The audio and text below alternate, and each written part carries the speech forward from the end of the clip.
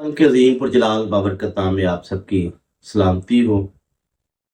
हम ने इस यूट्यूब चैनल खुदा का कलाम पर एक ऐसे सिलसिले का आगाज किया है जिसमें हम बाइबल मुकद्दस पर उठाए गए एतराज़ात और सवालात का मुताला कर रहे हैं। और आज एक ऐसे सवाल पर हम गौर करने वाले हैं जिसके बारे में नाकदीन कहते हैं कि पुराना अहदनामा जो है वो तो बाइबल वो कसम खाने की इजाजत दे रहा है, जबकि नए अहदनामा में खुदावंद यीशु मसीह पहाड़ी वाज में जो है वो कसम खाने से सख्ती से मना कर रहा है। एक तो आज हम इस सवाल का जो है वो जायजा लेने वाले, इसके बारे में सीखने। और दूसरी बात ये कि क्या कोई ऐसा मौका है, कोई ऐसी टर्म्स हैं जहां पर बाइबल मुकद्दस हमें कसम खाने की इजाजत देती है।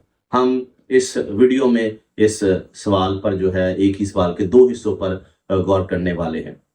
लेकिन इससे पहले कि हम अपनी वीडियो का आगाज करें, आपसे गुजारिश है कि हमारे यूट्यूब चैनल खुदा का कलाम जिस पर आप इस वीडियो को देख रहे हैं, जरूर इसको सब्सक्राइब करें, इस वीडियो को दूसरों तक शेयर करें और जो दूसरी वीडियो इस पर मौजूद है उनको भी जो है वो अपने दोस्तों, अजीज रिश्तेदारों तक जरूर शेयर करें। बाइबल मुकद्दस का जब हम मुताला करें तो एक सवाल अक्सर ज़हनों में उमड़ता है, क्या बाइबल में कसम खाना जायज है या नाजायज? अगर हम पुराने अहदनामा को देखें तो वहां अब्राहम, याकूब और शरीयत मूसवी में कसम खाने का जिक्र मिलता है, बल्कि खुद खुदा के कसम खाने का भी जिक्र मिलता है। लेकिन जब हम नए अहदनामा में आते हैं तो खुदावंद यीशु मसीह पहाड़ी वाज में वाज़े तौर पर फरमाते हैं कि हरगिज़ कसम ना खाओ। और यही दो बातें हैं जो लोगों के जहनों में ये सवाल पैदा करती हैं कि क्या बाइबल मुकद्दस में ये तजाद पाया जा रहा है, क्या एक ही किताब दो मुख्तलिफ तालीमात दे रही है।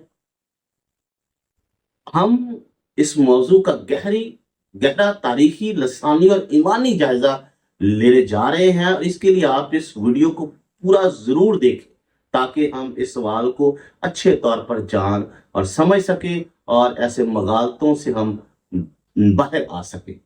पुराने अहदनामा में कसम की इजाजत क्यों और किस माहौल में दी गई, ये समझना भी बड़ा जरूरी है। पहले हम इस ही बात को जो है वो समझेंगे। पुराने अहदनामा के दौर में इंसान का तारुफ एक ऐसे मुआशरे से था जहां बुत परस्ती आम थी। लोग मुख्तलिफ देवताओं की झूठी कस्में खाते और आपस के मामलात में फरेबकारी भी आम थी। इस दौर में खुदा ने अपने लोगों की तरबियत के लिए कुछ बुनियादी कवानीन मुकर्रर किए। पुराने अहदनामा में तीन बुनियादी असूल हमें जो है वो नजर आते हैं। पहला असूल क्या है? सिर्फ सच्चे खुदा के नाम की कसम।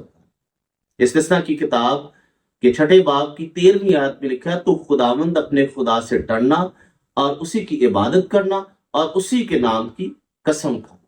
इसका मकसद ये था कि लोग बुतों की कसमें छोड़कर सिर्फ हकीकी खुदा की हाकमियत को तस्लीम करना शुरू कर दे।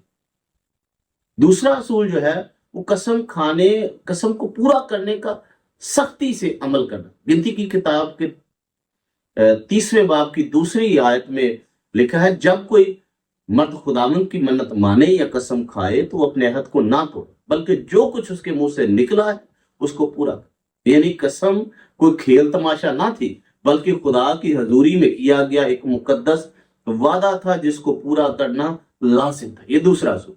तीसरा असूल क्या है? खुदा का अपना अहद और कसम।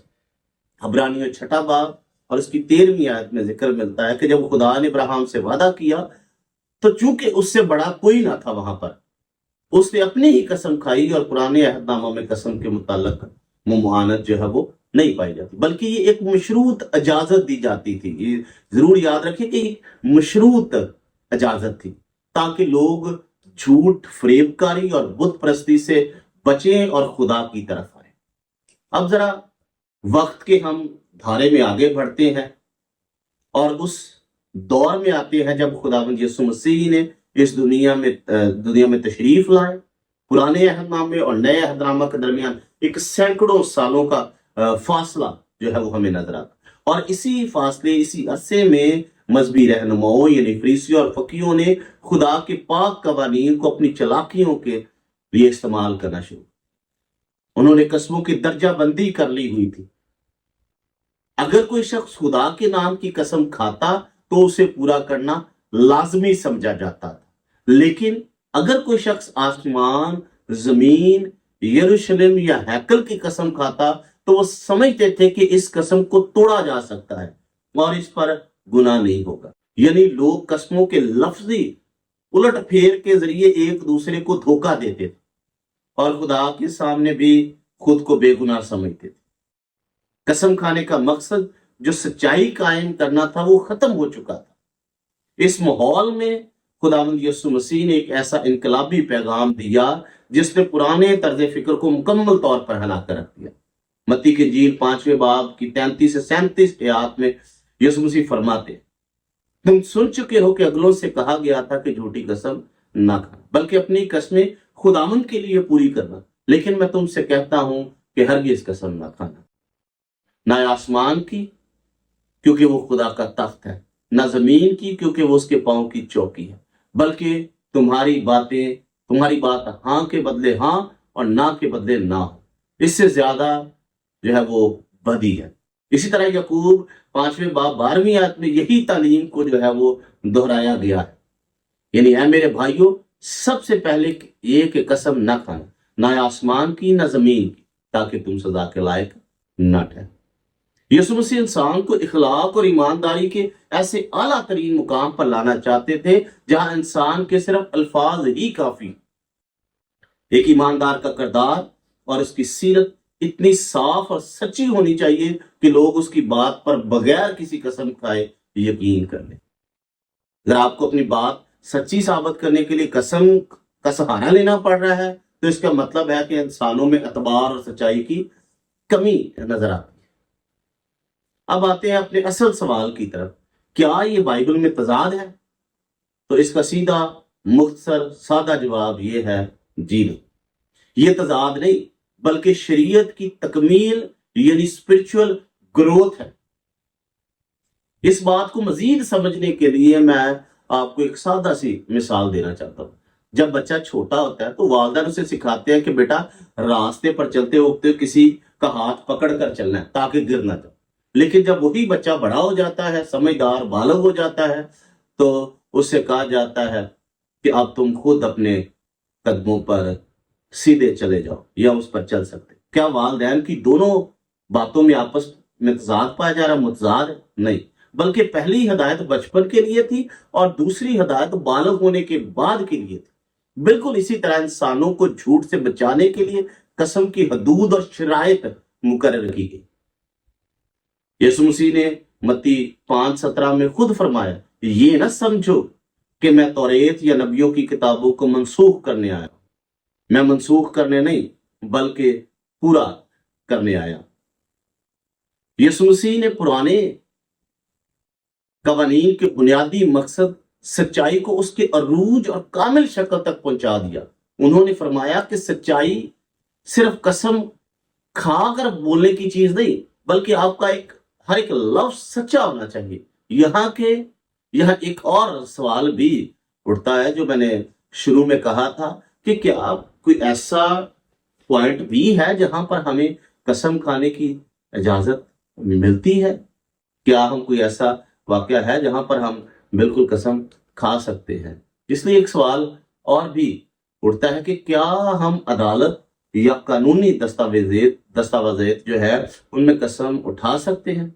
ज्यादातर मसीही उलमा का मानना है कि यीशु मसीह की मुआनत जो है वो जो मना किया गया कसम उठाने से वो रोजमर्रा की गुफ्तगू और जिंदगी में था और चालाकी से कसमें खाने के बारे में हुकूमत या अदालत के सामने सच्चाई की गवाही देने के लिए कानून की पाबंदी करना एक शहरी का फरीजा है जिसकी इजाजत दी गई है। यानी बाइबल मुकद्दस हमें सिखाती है कि हम एक मसीही होते हुए अपने मसीही ईमान में रहते हुए हमें आला हुकूमतों की एहतराम करना है, उनकी पासदारी करनी है।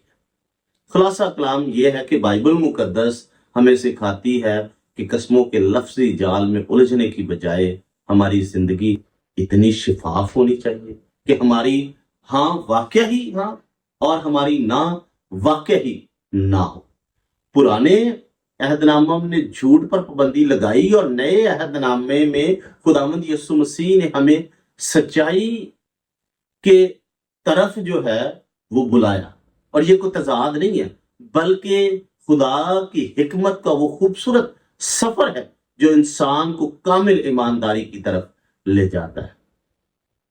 امید ہے کہ اس تفصیلی گفتگو سے قسم کے موضوع پر بائبل مقدس کا موقف جو ہے وہ آپ کے سامنے بالکل واضح ہو گیا ہوگا۔ اگر آپ کو یہ ویڈیو پسند آئی ہے تو آپ اس ویڈیو کو دوسروں تک ضرور شیئر کریں۔ ہمارے چینل، یوٹیوب چینل خدا کا کلام جس پر آپ اس ویڈیو کو دیکھ رہے ہیں اس کو ضرور سبسکرائب بھی کریں تاکہ مزید روحانی ویڈیوز اس چینل کی وساطت سے آپ تک پہنچتی رہیں۔ خداوند آپ سب کو بڑی برکت دے۔